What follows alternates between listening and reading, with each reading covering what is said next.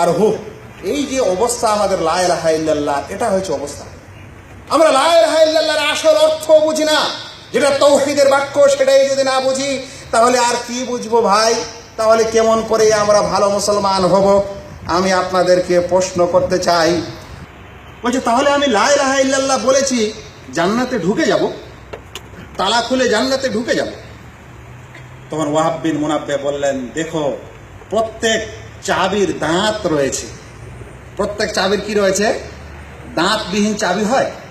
দাঁত থাকে, একটা দুটা চারটা দশটা যাই হোক।